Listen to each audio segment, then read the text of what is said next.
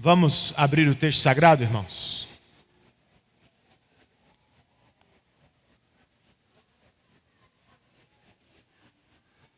Alguns irmãos já estiveram conosco pela manhã e vão ter que escutar de novo, né? Eu bem que podia pedir para um deles pregar no meu lugar. Estou cansado, irmãos. Gabriel escutou atentamente, Sérgio também escutou. Pelo menos o texto lembra, né, Sérgio? Foi Romanos 15, muito bem, graças a Deus. Romanos capítulo 15, nós vamos estudar do verso 22 ao verso 33.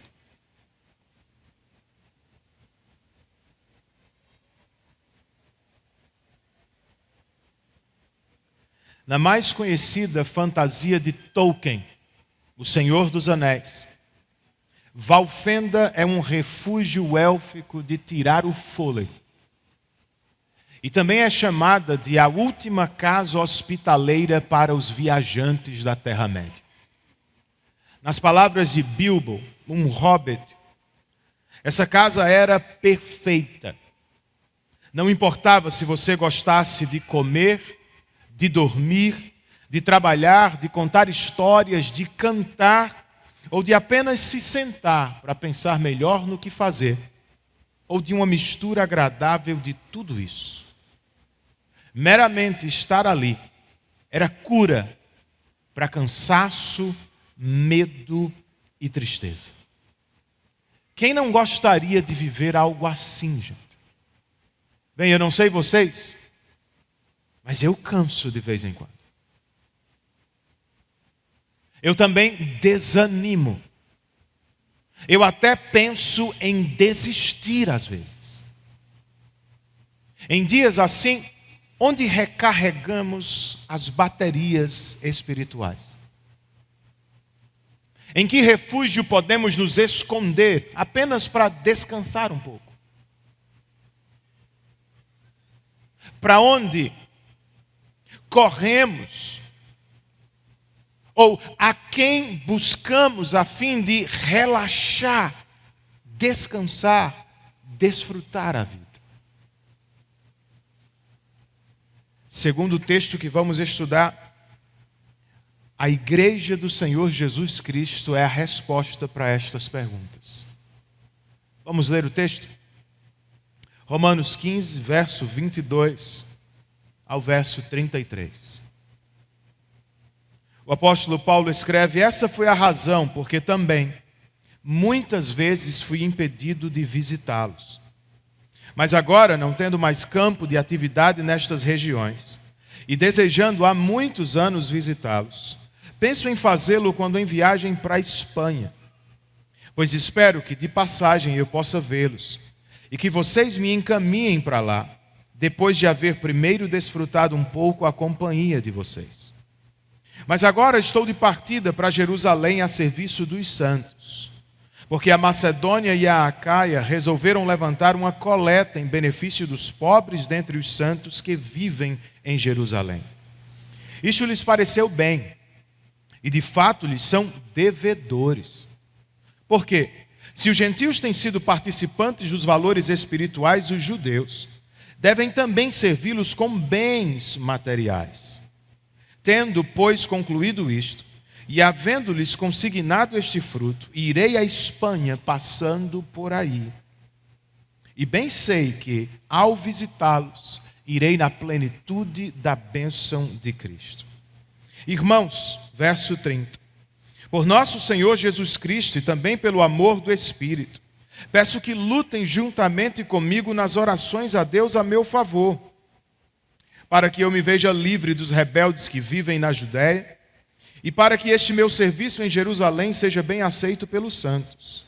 Isto para que, pela vontade de Deus, eu chegue à presença de vocês com alegria e possa ter algum descanso na companhia de vocês.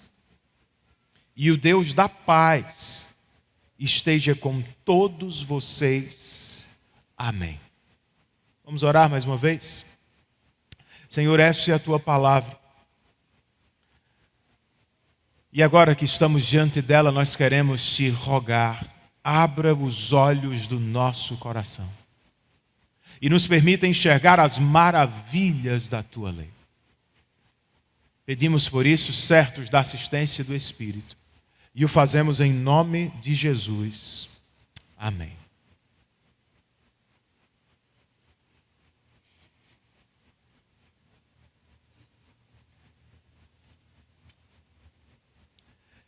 Depois de repartir com os crentes de Roma a sua política missionária, tornar o nome de Cristo conhecido onde ele ainda não havia chegado, o apóstolo agora se volta para os seus planos futuros.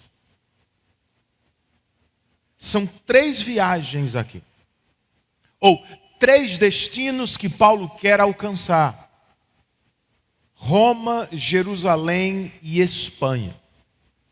E, de acordo com um estudioso, se fosse fazer a viagem de navio, seria um percurso de quase 5.000 quilômetros. E levando em consideração as circunstâncias e os perigos de se viajar naqueles dias, o tom quase indiferente de Paulo é extraordinário. Mas é claro, irmãos, Paulo não podia fazer as viagens sozinho. Em parte, é por isso que ele escreveu a carta aos Romanos. Ele espera contar com a colaboração dos crentes de Roma, o que também esperaria de nós no cumprimento da missão. Por isso eu volto à mensagem da semana passada, para fazer dela a mensagem desta noite. Qual foi? Vocês lembram? Nós estamos juntos. Ou melhor, nós temos que estar juntos no cumprimento da missão. Se semana passada eu perguntei por que temos que estar juntos, nesta noite eu quero perguntar como podemos estar juntos no cumprimento da missão que recebemos. Bem, segundo a porção que temos diante de nós, em primeiro lugar, irmãos, nós temos que estar juntos na missão, apoiando uns aos outros. Verso 22, outra vez, volte seus olhos para o texto comigo, Paulo escreve: essa foi a razão, porque também muitas vezes fui impedido de visitá-los. Visitar os crentes de Roma era um desejo antigo de Paulo. Ao início da carta, ele já o tinha mencionado. Capítulo 1, verso 13, quero que saibam, irmãos, que muitas vezes me propus a ir visitá-los. No entanto, lá e aqui, o apóstolo nos diz que foi impedido. Por quem? Pelo quê? A expressão que abre o verso 22 que lemos é: essa foi a razão. E ela nos pede para olhar para os versos imediatamente anteriores, os quais nos apresentaram semana passada a grande ambição do apóstolo Paulo: tornar o nome de Cristo conhecido entre os povos não alcançados. Então vejam, era o que o controlava. E era também o que o impediu de chegar a Roma. Ele queria muito ver os crentes de Roma, e isto havia anos.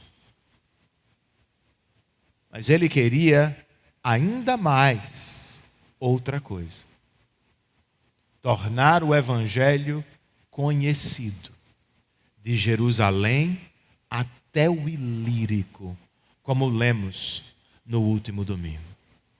Mas agora, verso 23. Não tendo mais campo de atividade nestas regiões, e desejando há muitos anos visitá-los. Não tendo mais campo nestas regiões, o que Paulo quer nos dizer, irmãos? Temos que nos lembrar de sua estratégia missionária. Paulo não está dizendo que saturou todas as cidades, distritos e vilarejos destas regiões com o Evangelho e que pregou pessoalmente o Evangelho a todos os habitantes dela. Não. A estratégia de Paulo sempre foi plantar igrejas em grandes cidades e entregar a estas igrejas a responsabilidade de evangelizar as cidades vizinhas e menores. Foi o que fez. E agora que cumpriu esta missão, ele olha para frente, para o futuro. Quais são seus planos? O que é que Paulo quer fazer agora? De imediato ele nos diz aqui que pretende ir a Roma para atender a um desejo antigo. Com que propósito, irmãos? Por que Paulo quer ir a Roma? Verso 24. Ele nos diz: penso em fazê-lo quando em viagem para a Espanha, pois espero que de passagem eu possa vê-los e que vocês me encaminhem para lá, depois de haver primeiro desfrutado um pouco da companhia de vocês. O apóstolo vai visitar os irmãos de Roma, mas percebam, o que quer mesmo é chegar à Espanha. Por quê? Porque é lá que se acha a sua santa ambição. Tornar o nome de Cristo conhecido e desejado entre os povos não alcançados de Roma, ou da igreja que estava em Roma. O que o apóstolo espera é que vocês me encaminhem para lá. A NTLH e a NVI traduziram o me encaminhar por simplesmente me ajudar. É do que um missionário pioneiro precisa. No dicionário grego, propempo, é a palavra que Paulo usa aí, significa o seguinte: enviar ou ser enviado preparado como para uma viagem, especialmente ajudado com alimento, dinheiro, companhia, meio de transporte e etc. Agora notem, Paulo não só quer a ajuda financeira da igreja de Roma, e nem é o que ele quer primeiro. Antes de partir para a Espanha, ele nos diz no verso 24 que lemos, que espera desfrutar um pouco a companhia deles. No capítulo 1 ele já tinha dito 2 vezes isso. E agora no 15 ele o repete 3 vezes. E isso nos mostra que o interesse de Paulo não é ter apenas apoio financeiro da igreja de Roma. Ele também quer. Ele primeiro quer apoiar e ser apoiado emocional e espiritualmente. Antes de partir para a Espanha, perseguindo a sua santa ambição, Paulo precisa passar algum tempo com os irmãos de Roma para desfrutar, para descansar, para aproveitar entre eles. Aqui temos instruções, irmãos, para missionários e aspirantes ao ministério, bem como para crentes de igreja local. Missionários e aspirantes, vejam, a igreja local não pode ser usada meramente como um trampolim. Você não pode fazer da igreja um meio para se chegar ao campo tão desejado, não. Porque a igreja é sua família de fé. São seus irmãos em Cristo, pessoas a quem você precisa conhecer, amar e servir. Como Paulo, antes de fechar uma parceria pensando na Espanha, você precisa entrar em parceria com os crentes em Roma, na igreja local. aos crentes ou aos membros da nossa igreja local, o que eu quero lembrar é o seguinte: nossos missionários não são números, não são itens no relatório financeiro. São nossos irmãos na fé. São irmãos a quem precisamos conhecer, amar e servir. Por graça de Deus, nós temos tido o privilégio, essa é uma das minhas maiores alegrias enquanto pastor desta igreja.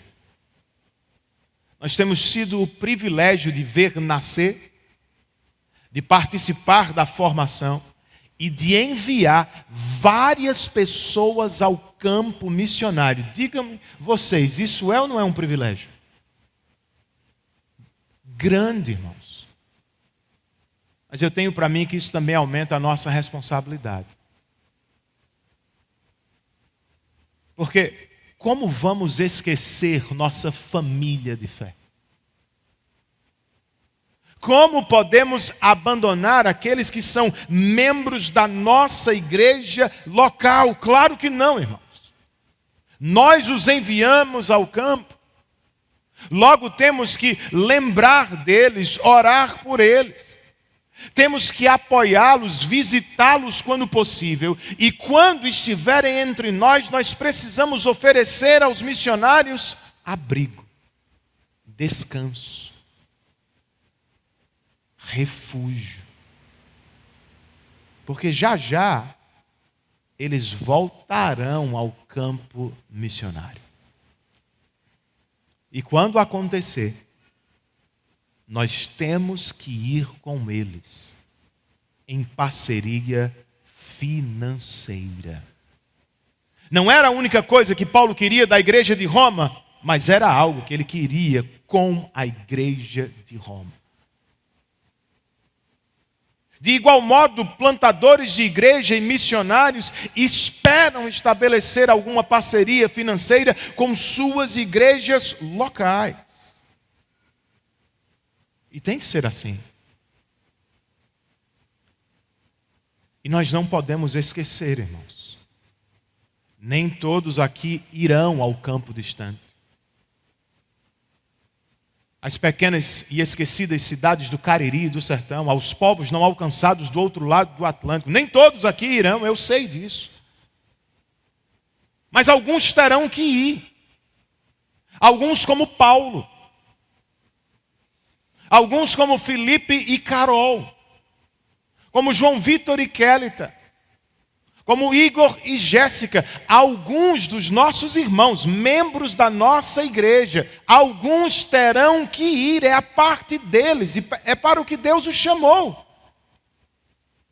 A nossa parte, entre outras coisas, é apoiá-los financeiramente.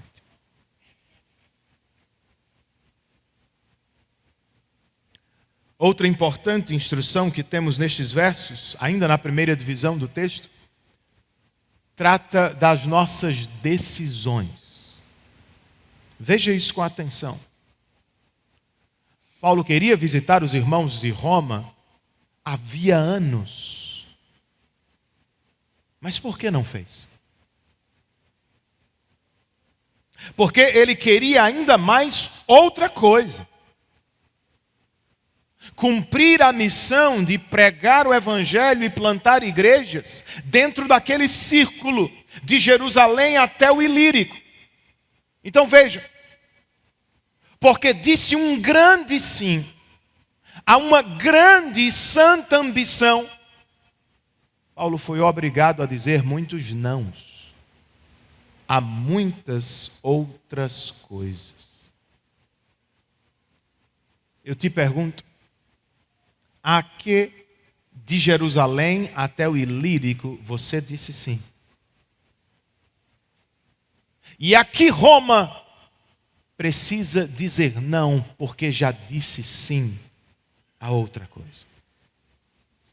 Porque não dá, irmãos.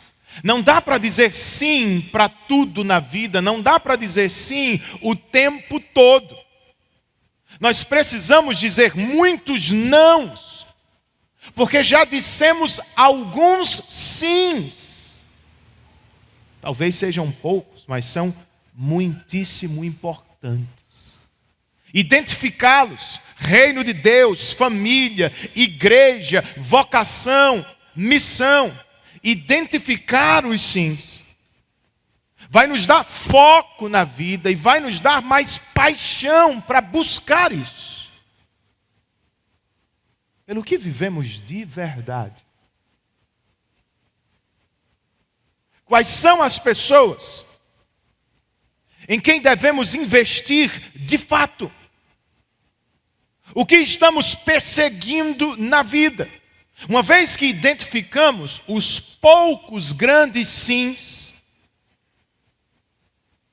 nós precisamos dizer muitos nãos. Há muitas outras coisas que surgirem no caminho. Ter uma santa ambição. Entender claramente qual é a missão. Me ajuda a tomar decisões.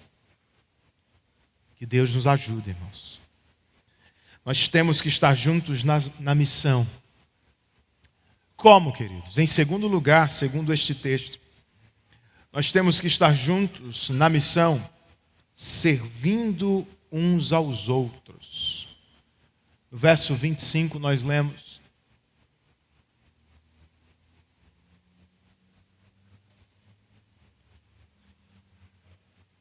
mas agora estou de partida para Jerusalém, a serviço dos santos.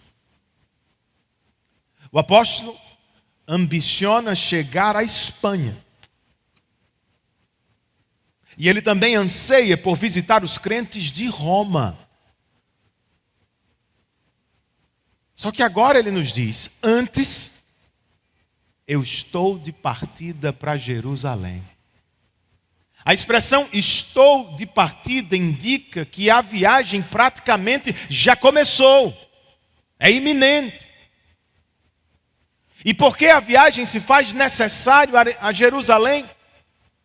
Por que é que Paulo não vai direto, muito provavelmente, de Corinto para Roma? Ele diz: eu preciso ir a Jerusalém para servir os santos. O que significa, gente? Nós não precisamos ficar no escuro enquanto lendo a Bíblia. Ler com atenção, e especialmente epístolas, cartas. O pensamento, ele é fluido, ele vai acontecendo, uma coisa leva a outra. Então a explicação está aqui, ninguém precisa ficar perguntando: meu Deus, o que é que significa servir os santos em Jerusalém? Está aqui. Verso 25, Paulo nos diz que vai a Jerusalém servir os santos. E no verso 26 ele nos diz: por quê? Porque a Macedônia e a Acaia resolveram levantar uma coleta em benefício dos pobres dentre os santos que vivem em Jerusalém. Este é o serviço. Por Macedônia e Acaia, entenda, as igrejas da Grécia, do norte e do sul da Grécia. Estas, influenciadas por Paulo, especialmente pelo que ele escreveu aos Coríntios, resolveram levantar uma coleta. Sabe qual é a palavra grega para coleta? É a nossa famosa koinonia. E de acordo com um dicionário grego, koinonia significa ato de compartilhar atividades e privilégios de uma íntima associação ou grupo. Então veja, as igrejas da Grécia, do sul e do norte, resolveram compartilhar. Com quem e por quê? Com os pobres dentre os santos que vivem em Jerusalém. Não sabemos ao certo o que aconteceu. Por que não sabemos? Porque o texto não diz. Então, uma vez que não sabemos, podemos conjecturar minimamente. Então, estudiosos vão dizer, talvez os crentes de Jerusalém estejam sofrendo com uma grande fome, aquela que foi profetizada por Ágabo, lá em Atos. Ou, mais provavelmente, os crentes judeus de Jerusalém estão sofrendo e padecendo necessidades porque são perseguidos. As duas coisas fazem bastante sentido. Se não sabemos exatamente por que sofrem, sabemos perfeitamente quem sofre, porque isso o texto diz. Quem sofre, irmãos? Os santos em Jerusalém. Os crentes em Jesus Cristo, crentes judeus que se uniram à igreja de Cristo, estão padecendo em Jerusalém. Então essa é a explicação do serviço de Paulo e também é parte da motivação para realizá-lo. Contudo, não é a única. Porque o verso 27 acrescenta o seguinte: isto lhes pareceu bem, e de fato lhes são devedores. Por quê? Porque se os gentios têm sido participantes dos valores espirituais dos judeus, devem também servi-los com bens materiais. Notem o seguinte: não era uma questão meramente geográfica. Um país, Grécia, auxiliando o outro, Israel. Nem era uma questão apenas social, ricos socorrendo pobres. Não. Para Paulo tratava-se de uma questão profundamente teológica. Crentes gentios socorrendo crentes judeus. Pelo que aprendemos em Romanos, crentes fortes ajudando crentes fracos. Crentes que foram beneficiados ajudando crentes que os beneficiaram. É como se Paulo estivesse dizendo: vocês receberam gentios o evangelho por pregação dos judeus. Agora, por gratidão,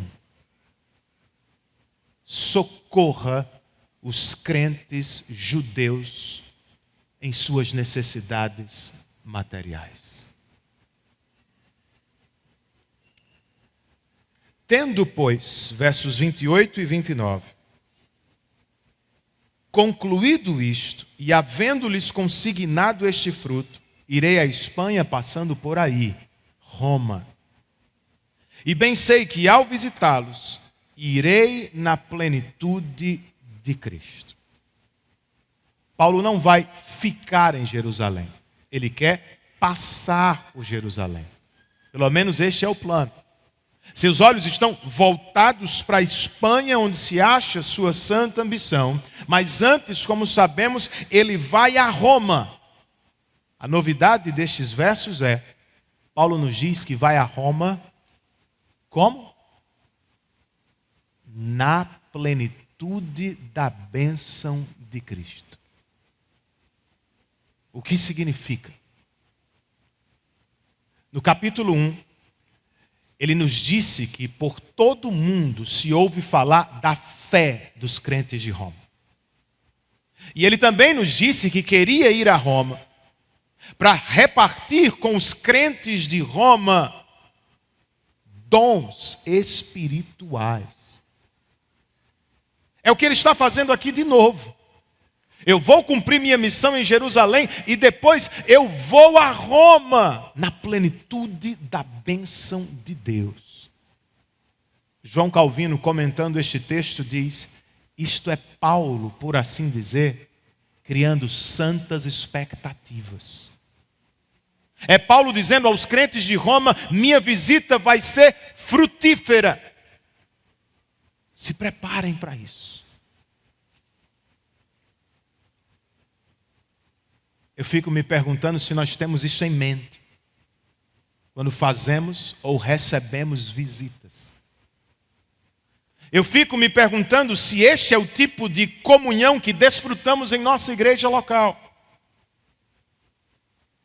Se estamos realmente interessados em contribuir para o crescimento espiritual dos nossos irmãos. Pastor, mas eu posso contribuir? Claro que pode. Você pode contribuir quando se encontra com um ou mais irmãos para ler e meditar na Bíblia, para crescer no conhecimento do Senhor. Você pode contribuir quando se reúne com um ou mais irmãos para orar a Deus, rogar a Ele por sua presença e bênção. Você pode contribuir para o progresso da fé do seu irmão quando abre sua casa e o recebe para praticar hospitalidade e, às vezes, se necessário for, oferecer conselhos sábios da palavra de Deus. Você pode contribuir para o crescimento do seu irmão andando com ele, a fim de lhe dar exemplo e modelo de piedade. O que nos impede, gente? Por que não tomamos a iniciativa de buscar? Por que não somos mais intencionais? Vejam, Paulo quer ir a Roma para repartir algo com eles, mas Paulo também quer ir a Roma para receber algo deles. Isso é vida cristã. É o que queremos aqui. Nós não queremos ser um evento dominical. Não queremos que vocês sejam crentes consumistas. Nós não somos um evento. Nós somos uma família de fé. Nós nos reunimos aos domingos em um grande ajuntamento. E durante a semana em pequenos grupos, visando a mesmíssima coisa. O que é que queremos aqui e nos encontros da semana? Crescimento espiritual. Que todos os crentes estejam crescendo, um passo por vez, no conhecer e se submeter ao Salvador e Rei Jesus. Esse crescimento, a propósito, é visto na koinonia, que temos ou não temos. O que é koinonia, gente? É uma palavra bonita, os crentes amam koinonia, né? Mas koinonia não é bom dia, boa noite, isso é educação. Não precisa ser crente para ser educado, não. E a propósito, vocês já me ouviram falar sobre isso. Crente chato é um desfavor. Mas isso não é koinonia. Koinonia, segundo este texto e tantos outros textos do Novo Testamento, é partilhar do que Deus tem me dado para servir os santos. Agora, para servir os santos, primeiro eu preciso saber do que eles precisam. Paulo estava a milhares de quilômetros de Jerusalém e sabia exatamente o que os crentes de Jerusalém precisavam. Vocês sabem? Será que nós sabemos o que os nossos irmãos precisam? Estamos atentos? Prestamos atenção? Somos daqueles que notam e se afastam porque não querem mais problemas?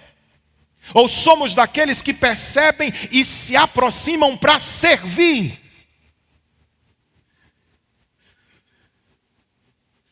Visitando, ouvindo, conversando, encorajando, ofertando financeiramente.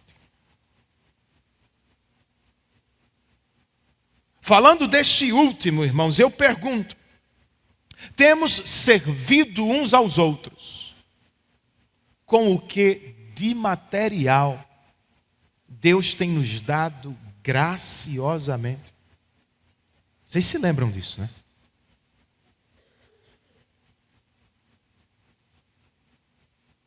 Irmão, você tem o que tem. Você chegou onde chegou. Você conquistou o que conquistou por pura graça de Deus. Se é no que cremos, você pode dizer amém, se você crê? Por que seremos mesquinhos com os santos na fé? Com nossa igreja local, com os missionários distantes, com os irmãos do PG que estão por perto, por que seremos mesquinhos se recebemos tudo o que temos por pura graça de Deus? Para lutar contra o pecado da avareza e do medo quanto ao futuro, nós precisamos fazer pelo menos duas coisas. Uma é o que Paulo está fazendo aqui com os crentes de Roma. Vocês não conquistaram o Evangelho. Vocês não chegaram ao Evangelho.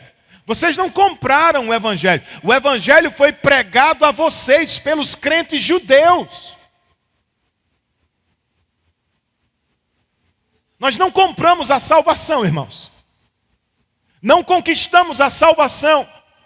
Não alcançamos a salvação. Nós a recebemos por pura graça de Deus. Somos o povo da graça. Devemos viver à luz da graça.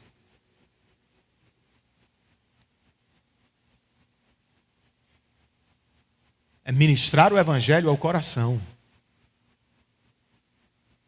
E na prática, para matar a avareza e fazer sumir o medo do futuro, na prática,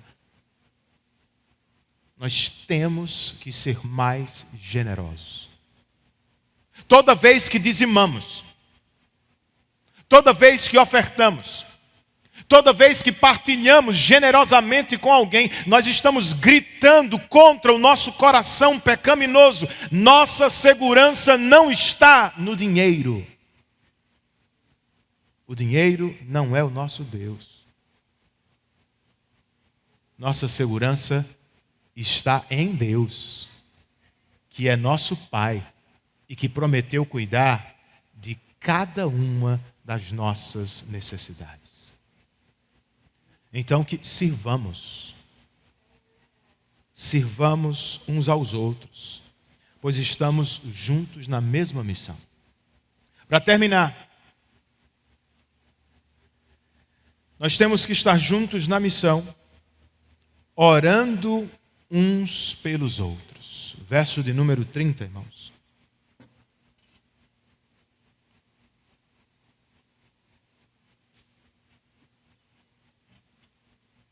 O apóstolo escreve: irmãos, por nosso Senhor Jesus Cristo e também pelo amor do Espírito, peço que lutem juntamente comigo nas orações a Deus a meu favor. Ao início da epístola, Paulo disse que orava constantemente pelos crentes de Roma. Deus é minha testemunha. Deus sabe que faço menção de vocês constantemente em oração. Ao final da epístola, aqui, é Paulo que pede oração aos irmãos de Roma. E eu acho isso uma bênção. Paulo não é um super-homem. Paulo não é a quarta pessoa da Trindade. Paulo é um apóstolo de Cristo para a igreja, mas ele também é um irmão em Cristo da igreja. E por isso ele está aqui pedindo oração. E não é o único lugar que ele pede oração. Aqui ele diz: peço que lutem juntamente comigo nas orações. Você já tinha pensado em oração como uma luta? Muito provavelmente Paulo não está pensando na luta de Jacó com um anjo. O que está em sua mente talvez seja o que ele escreveu aos Efésios, no capítulo 6 e verso 12. Nossa luta não é contra carne ou sangue, mas é contra principados e potestades. Irmãos, eu estou vivendo lutas, eu estou para enfrentar severas lutas. Logo, eu peço que vocês se juntem a mim nesta luta, em oração. Paulo, mas pelo que devemos orar por você? Quais são os seus pedidos de oração? Versos 31 e 32 estão aqui. Peço que lutem juntamente comigo nas orações. Verso 31. Para que eu me veja livre dos rebeldes que vivem na Judéia, e para que este meu serviço em Jerusalém seja bem aceito pelos santos. Isto para que, pela vontade de Deus, eu chegue à presença de vocês com alegria e possa ter algum descanso na companhia de vocês. São 3 para que. Viram isso? Orem a Deus, primeiro, para que eu me veja livre dos rebeldes da Judéia. Dr. R.C. Sproul comenta, Paulo sabia que carregava um alvo nas costas e que sua cabeça estava sempre a prêmio. Orem para que eu me veja livre dos judeus que querem me matar.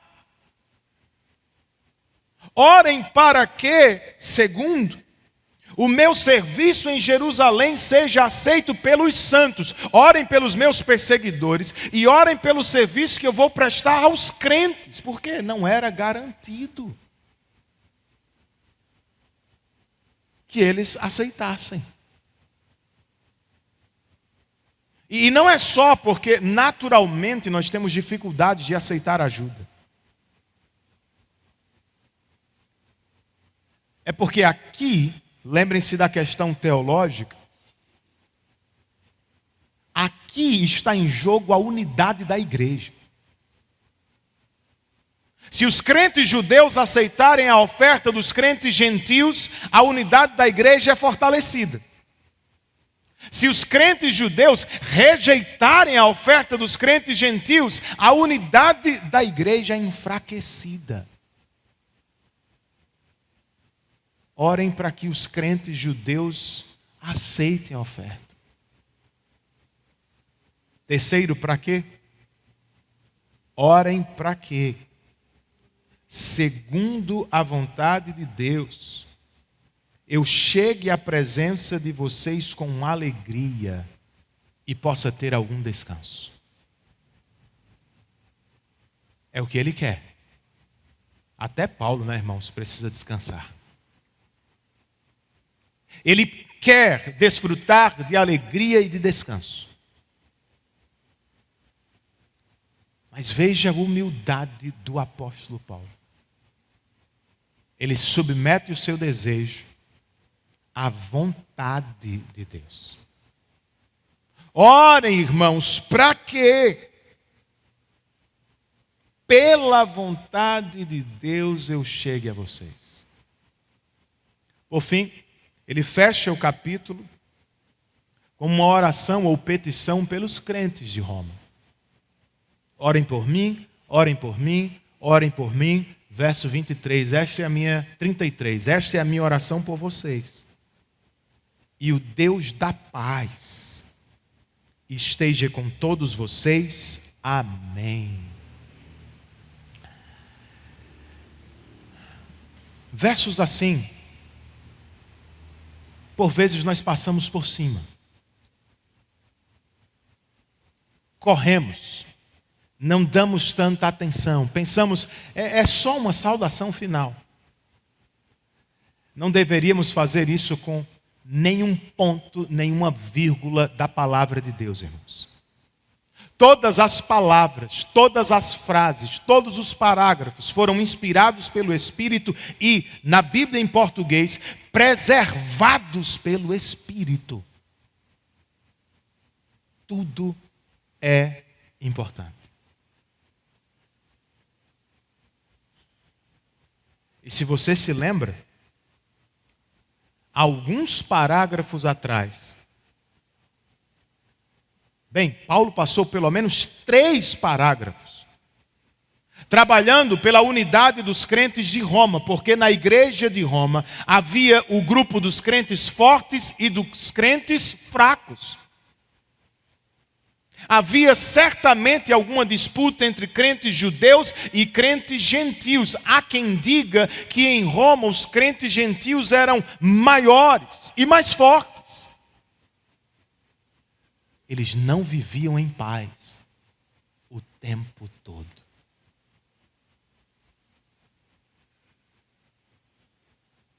Não é sem propósito que Paulo ora para fechar o capítulo: e o Deus da paz esteja com todos vocês. Ele não disse com vocês, ele disse com todos. Este grupo, aquele grupo, que haja paz. Que o Deus da paz esteja com vocês, e ao final ele acrescentou um amém. É o desejo dele. Mas também é como ele implica os leitores. Paulo sabe que os seus leitores vão dizer amém, como vocês disseram.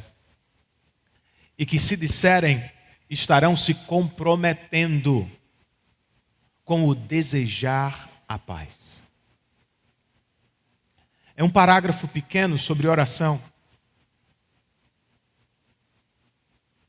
mas cheio de riqueza para a nossa vida, irmãos. Por exemplo, praticamente falando, eu pergunto para vocês, por que não oramos mais?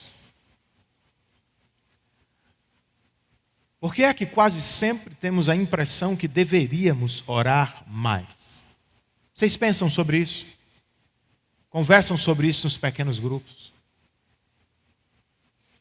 Não é a única resposta, mas aqui nós temos uma resposta. E a resposta é: nem sempre vemos a vida cristã como uma luta.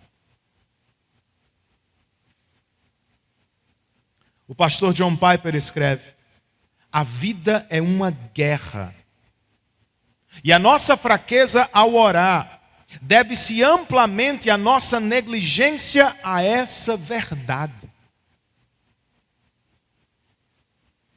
A oração não é um interfone doméstico, diz Piper, que usamos do primeiro andar para o térreo, para o nosso conforto. Não.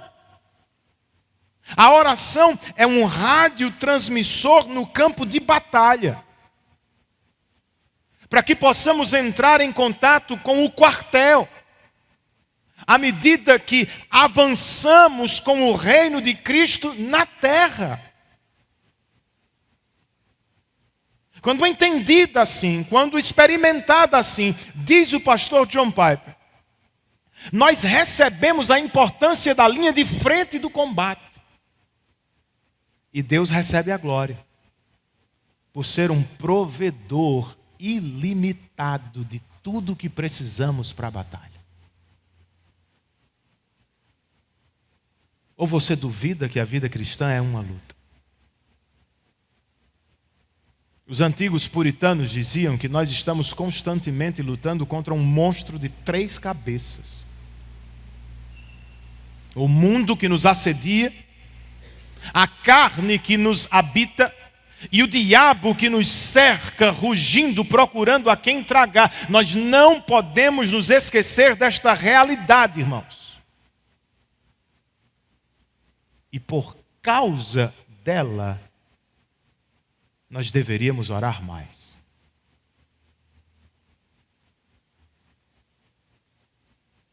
Pessoas que vivem em guerra, vivem em estado de alerta, vivem poupando, vivem atentos. É como deveríamos viver. E para tanto, irmãos, nós precisamos de algum planejamento. Se você quer tirar férias com a família, você não se levanta num dia qualquer e diz, é hoje, eu vou sair de férias. Não. Você planeja, você pensa, você esboça, você calcula. Nossa vida de oração precisa de algum planejamento.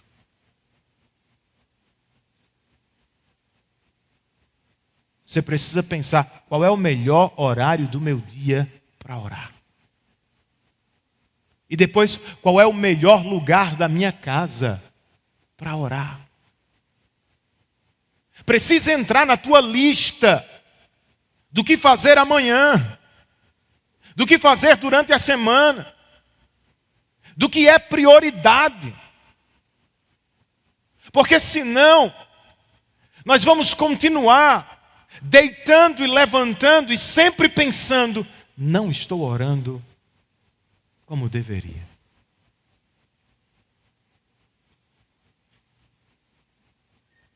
Este pequeno parágrafo também nos ensina algo sobre o caráter da oração.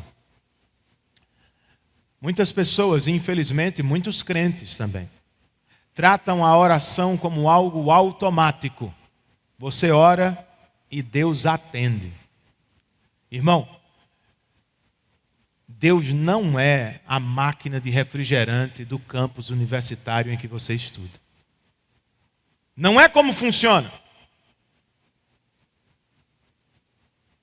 Nós não oramos para que Deus atenda a nossa vontade, irmãos. Nós oramos como Paulo fez aqui, nos submetendo à vontade dele. Paulo escapou dos judeus ou não? Como queria. Paulo chegou a Roma ou não? Como planejava. Paulo foi à Espanha ou não? Como ambicionava, irmãos. Sobre a Espanha, ao final do primeiro século, de Roma, um bispo chamado Clemente escreveu uma carta e disse que Paulo chegou aos limites do oeste. Ao que tudo indica, Espanha. Ele chegou perto ou no limite da Espanha.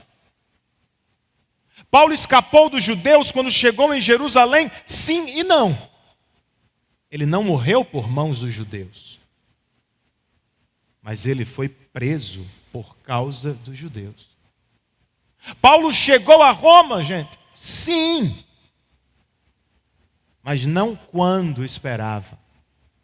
Nem como imaginava. Paulo chegou provavelmente 3 anos depois, na condição de prisioneiro do Estado. Você está entendendo?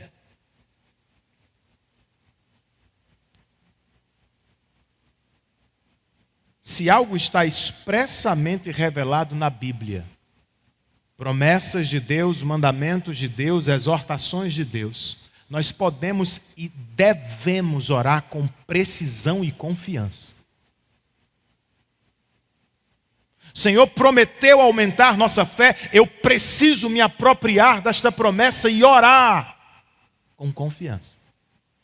Agora, se estamos tratando da vontade secreta de Deus, irmãos, para onde vamos, com quem vamos, o que vamos fazer amanhã, sejamos humildes como Paulo.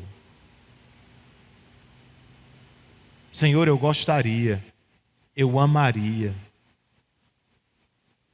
mas eu me submeto à tua vontade.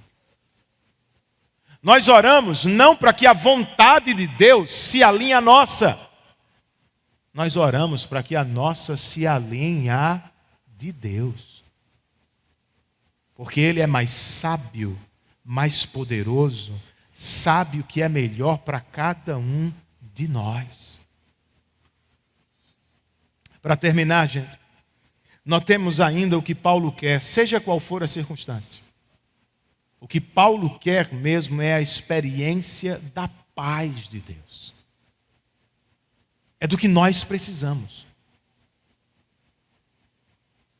E aos crentes que aqui estão, para viver isso, nós precisamos conhecer a vontade de Deus na palavra e nos aproximar constantemente de Deus em oração.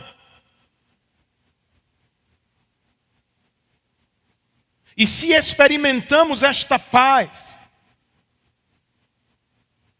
esteja você em Roma, Jerusalém ou Espanha, se experimentamos esta paz, é porque estamos em paz com Deus, em qualquer lugar, e sob o cuidado dEle. Aos não crentes que nos visitam, esta é a paz que você possivelmente anda buscando. Você pensou que a encontraria na promoção e não aconteceu. Você pensou que a encontraria na viagem e não aconteceu. Você pensou que a encontraria em um novo relacionamento e não aconteceu. Como canta U2, você ainda anda procurando o que não tem encontrado. Fez a tradução, né? A minha foi péssima, mas é aquela música mesmo. Mas a resposta está aqui, diante de você. O que você mais precisa na vida não é de uma nova coisa, nova pessoa, nova experiência. Não, o que você mais precisa na vida é de Deus. Só Ele pode te levar à experiência da paz. Ou do que os crentes do Antigo Testamento chamavam de Shalom. A experiência de plenitude, satisfação, felicidade, comunhão com Deus e com a vontade de Deus. E se está se perguntando quanto paga ou o que precisa fazer para ter esta paz, você nem paga nem faz. Tem que ser humilde o bastante para receber. Se não sabe, você é inimigo de Deus por natureza. Você nasceu sob a ira dele e por isso deseja o que é contrário a Deus. Você está na condição de não ter paz com ele. Só que se você está entre aqueles que Ele escolheu para salvar, Ele fez algo extraordinário para te dar a paz. Ele submeteu o seu próprio filho à agonia do Getsêmani. Se lembram disso? Jesus suando sangue. E horas mais tarde ao sofrimento terrível da cruz. Porque Jesus morreu, gente?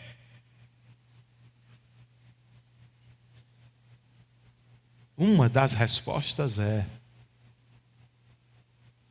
porque não havia paz entre você e Deus. E Jesus a conquistou, assumindo os nossos pecados sobre si, pagando a nossa dívida, rasgando a nossa conta de culpa e nos dando o que era dele. Uma conta justa, limpa, pura, perfeita. Nada consta. Se estamos em Cristo, nada consta diante de Deus. Se sabe que é pecador e se quer ter paz com Deus, receba a oferta da graça que o Evangelho te dá nesta noite. Voltando ao início, a Valfenda, foi para lá que Frodo foi levado depois de ser gravemente ferido. Em Valfenda, Frodo reencontrou amigos. Em Valfenda, ele recuperou a força. E em Valfenda, a coisa mais surpreendente deste lugar, Frodo descobriu sua missão na vida. Ele foi designado portador e destruidor do Anel. O anel poderoso que a todos controlava. Não sei se lembra, não sei se já assistiu o filme ou leu os livros, mas Frodo não é um homem forte, não é um elfo inteligente, não é um anão guerreiro. Ele é um hobbit. O menor dos seres, um ser pacato, caseiro, do condado. Não gosta nem de sair de casa. E toda a trama do primeiro livro do Senhor dos Anéis nos leva para ele. E para a pergunta como é que um hobbit vai realizar a mais dura missão.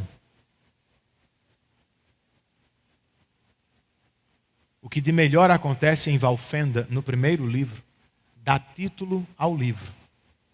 Nasce lá a Sociedade do Anel. 2 homens, um elfo, um anão, um mago e 4 hobbits.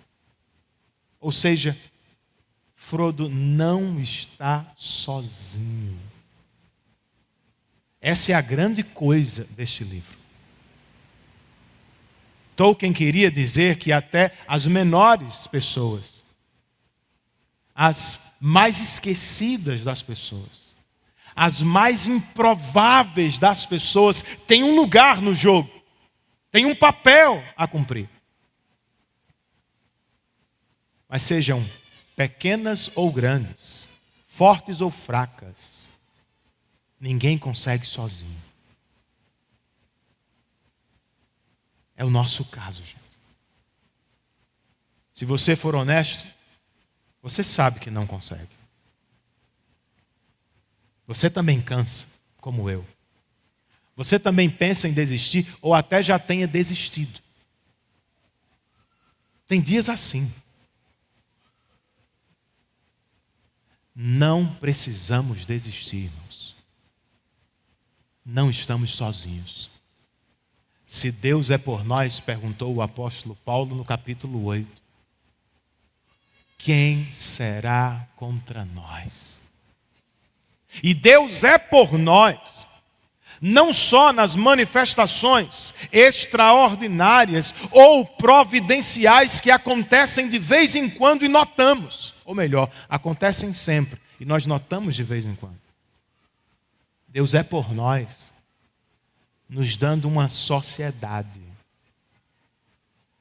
nos dando uma igreja, nos dando irmãos e irmãs que se unem a nós no cumprimento da nossa missão. Juntos nós somos mais fortes.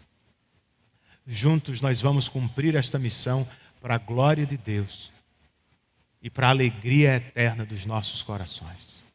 Curve a sua cabeça, feche os seus olhos e converse com o Senhor por alguns minutos, respondendo à palavra que você ouviu nessa noite.